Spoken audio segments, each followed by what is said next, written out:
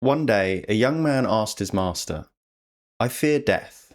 How do I get rid of this fear?" "Tell me," the old man answered. "When you borrow a few coins, are you afraid to give them back later?" "Of course not," the student answered with surprise. "But what does that have to do with my fear?" The teacher picked up a small piece of soil from the ground and continued. "You have received your body in debt with required return. Every bite of bread eaten by you, every sip of water drank by you, increases that debt. You are made from dust on which you walk, and the ground is your main creditor, constantly reminding you of this debt. It's pulling you down towards it. In the end, the ground will swallow you whole without any remains." The old man threw the soil into the air. After attaining its fall, he finished. "No matter how long you're in the air, no matter how high you rise, how long you're in flight, you will still need to fall down. That is a given. And to cope with the fear of this fall is very easy. Stop thinking about yourself as the master of your body. Face the thought that you are just a tenant. And because you don't know the length of your rent, remember that it can end at any second. We are all debtors, and our debts will certainly be recovered, no matter if we're afraid of it or not. So, is there a point in being afraid?" Nobody Wants to Die shows a world of perpetual existence. Using a substance called ichorite, humans can essentially go on living forever. Ichorite swirls around your brain and contains your consciousness and all your memories. Once you die, that ichorite can be recovered and placed into a new body, becoming you. To have ichorite transferred to a new body, you need to have an appropriate insurance policy. I guess it's like car insurance. If you drive a car, you must be insured. If you're a living human, you must be insured here.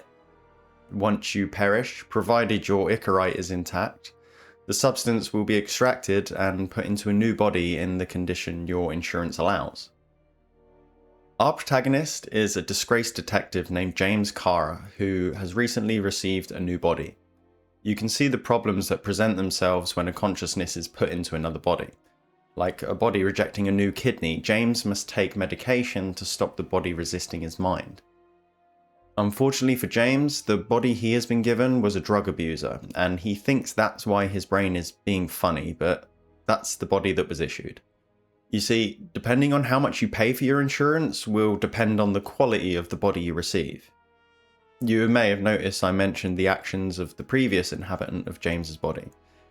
Because the bodies aren't blank canvases grown in a lab. They were their own people at one point. Through unknown circumstances or even conspiracy, have ended up in the bank.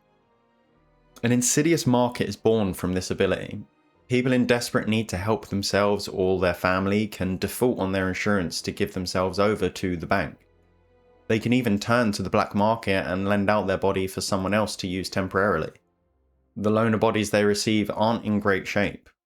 Do only the rich deserve to live forever? A similar question is posed in the movie In Time. In the film, humanity has engineered a way to stop aging. Everyone remains physically 25 years old, but there is a catch. Time itself has become currency. Every person has a digital clock embedded in their arm that begins counting down once they reach adulthood. When that clock hits zero, they die instantly. Instead of earning money to survive, people earn time. You're paid in hours for work. You spend minutes on food, transport, and rent. The wealthy accumulate years, decades, even centuries, while the poor live day to day, constantly racing against the clock. A bus ride might cost an hour. A cup of coffee might cost minutes. For those in the poorest districts, survival becomes a daily gamble. This creates a brutal economic divide. In the rich zones, people can live essentially forever, stockpiling centuries of life. In the poorer areas, people frequently run out of time in the street, collapsing as their clocks expire. Death is no longer natural or random, it becomes a direct result of inequality. In this world, immortality already exists, it's just not available to everyone. The similarities in the economies of each make us ask the question, who is deserving of more time? But I'm more interested in a question about the differences in how the time is given. In Time allows people to buy more time to continue living, whereas Nobody Wants to Die forces people to move their consciousness into a new body. Are you your physical makeup, or are you your consciousness? Thanatophobia is the fear of dying. It's the only true fear that I have. It usually strikes me when I'm laying in bed, about to sleep. A practice run for death in a way. My mind starts to think about the idea that I'm alive and aware in one moment and then nothingness the next. My mind can't fully comprehend nothingness. My breathing becomes rushed. My palms start to become sweaty. I can't lie still. I bring my hands to my face as I fight the urge to cry. It's too much to handle. Like, how is this fair? At this point, I would usually roll over and hug my wife tightly. If she's still awake, she knows exactly what's just happened to me. I'll then try and meditate and clear my mind to fall asleep. It's strange because even though I can't fully comprehend nothingness, it's almost like I remember the nothingness of pre-birth. So I know exactly the place I'm returning to. What is it about dying that I'm afraid of? The mere fact of not being alive, not being here to experience all the joy, love, and pain that comes with being a living, breathing human. What will humans discover? How will we progress? What games won't I get to play? How will my son live his life after? Can I live forever? I'm obviously not the first person to ask that question. It's been asked by humans for all of our existence. The Epic of Gilgamesh, a Mesopotamian poem written more than 4,000 years ago, tells the story of a king who becomes obsessed with the idea of living forever. Gilgamesh is introduced as a powerful king in the city of Uruk. He's strong, intelligent, and almost godlike, but also arrogant and tyrannical. His people suffer under his rule, and eventually the gods decide to create someone who can challenge him. That person is Enkidu, a wild man who lives among animals in the wilderness. After being brought into civilization, Enkidu eventually confronts Gilgamesh. Instead of destroying each other, the two become close friends. Together they set out on heroic adventures, defeating monsters and proving their strength. For a while, Gilgamesh seems almost unstoppable. But the story changes dramatically when Enkidu dies. For the first time in his life, Gilgamesh is forced to confront death directly. Watching his closest friend die terrifies him. If someone as strong and heroic as Enkidu can die, then Gilgamesh realizes that the same fate must eventually come for him too, and that thought completely consumes him. So, Gilgamesh sets out on a journey to find the secret of immortality. His search eventually leads him to Utnapishtim, a man who was granted eternal life by the gods after surviving a great flood. Gilgamesh believes that if anyone knows how to escape death, it will be him. But Utnapishtim doesn't offer him the answer he wants. Instead, he explains that immortality is not meant for humans.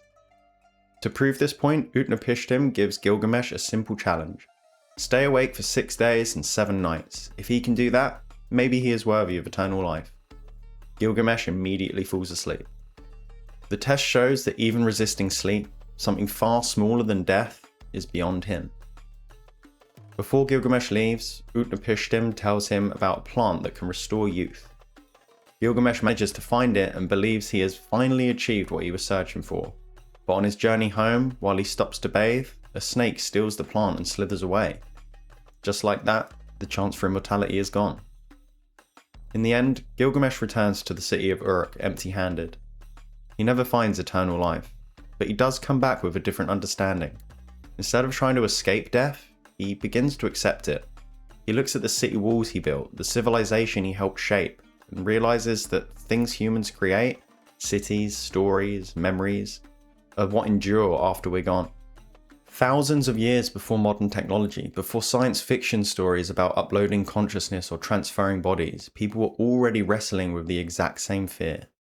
We still see warriors of fate now.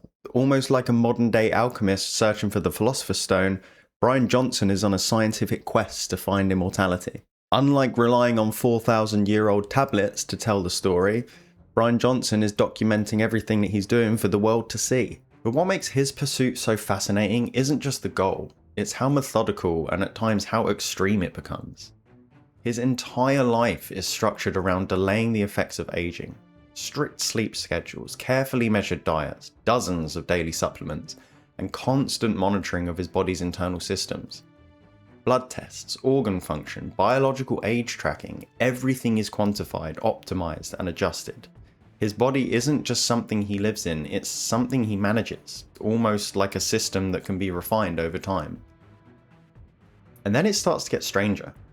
Johnson has experimented with procedures like blood plasma exchanges, even involving his own son under the idea that younger blood might help rejuvenate an aging body. He's tracked incredibly specific biological markers down to levels that most people would never even consider measuring. At one point, he even compared data related to his own sexual health, including erection quality, with that of his son, purely as a metric of biological age. And that's where it becomes difficult to ignore what's really going on underneath all this. Because this isn't just about health, it's about control. Every variable reduced, every unknown measured, every part of the body is treated as something that can be preserved, extended, maybe even perfected. It's a scientific approach to a very human fear.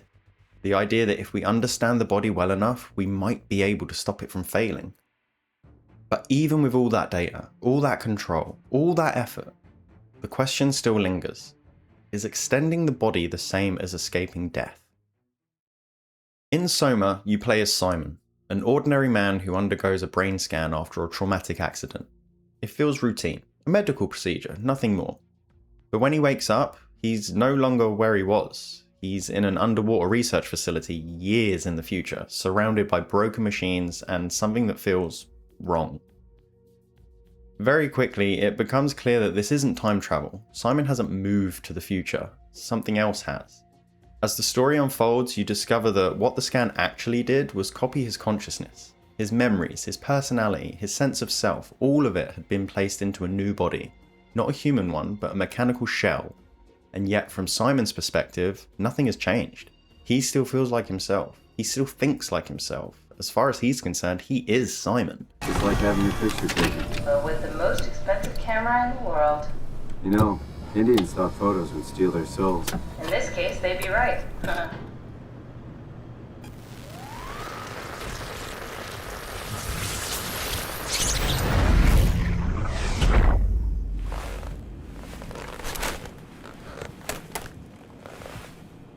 There must be something wrong.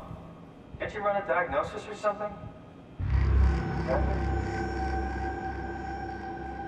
What was that? At multiple points, Simon transfers his consciousness again, each time waking up in a new body, and every time there's an expectation that this is a continuation, a progression, like moving forward. Except it isn't. Each transfer doesn't move him, it copies him, which means the version left behind doesn't disappear.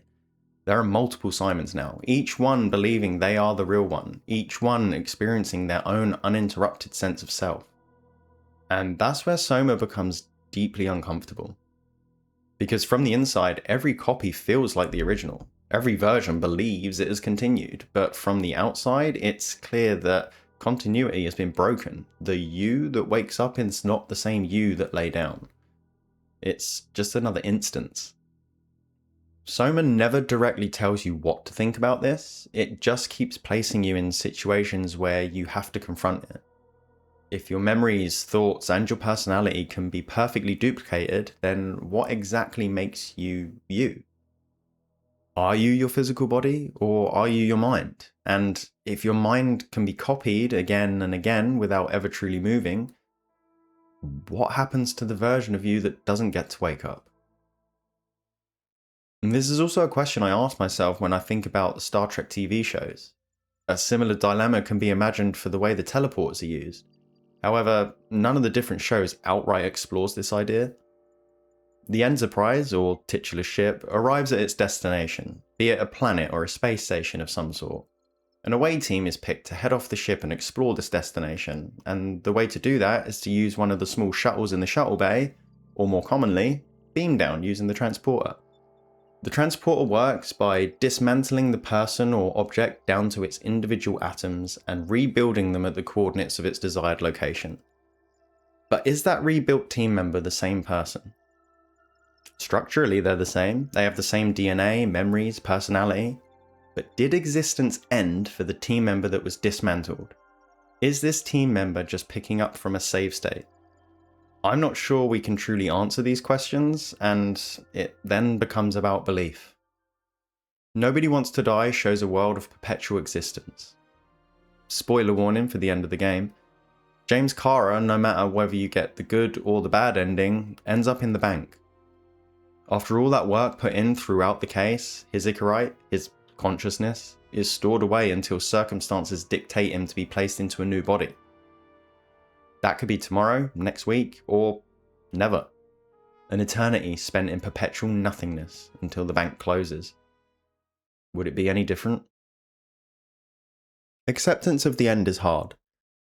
Instead of running from it, I'm trying to face it, to reframe it, to see it as something that's not being taken from me, but something I'll someday return to. Like going back home to the nothing I remember before being born. I left home for a brief adventure, and eventually, I'll have to go back. Marcus Aurelius wrote, "It is not death that a man should fear, but he should fear never beginning to live." We know this ride doesn't last forever. And instead of laying in bed each night being stuck on the idea that it ends, I should be asking a different question. What am I doing while I'm here? Am I using this time with purpose? Am I present? Am I building something that matters, even if it doesn't last? Can I be the best father, husband, YouTuber that I can be with the time that I've been given? I'm still working through my stoic journey. Acceptance of death is still out of my grasp. Some nights it still keeps me awake, but maybe that's a part of it. Maybe acceptance isn't something you suddenly achieve, but something you move closer to slowly over time. For now, I'm alive. For now, that's enough. I'll make the most of it while I'm here, and maybe when the time comes, I'll be okay with it.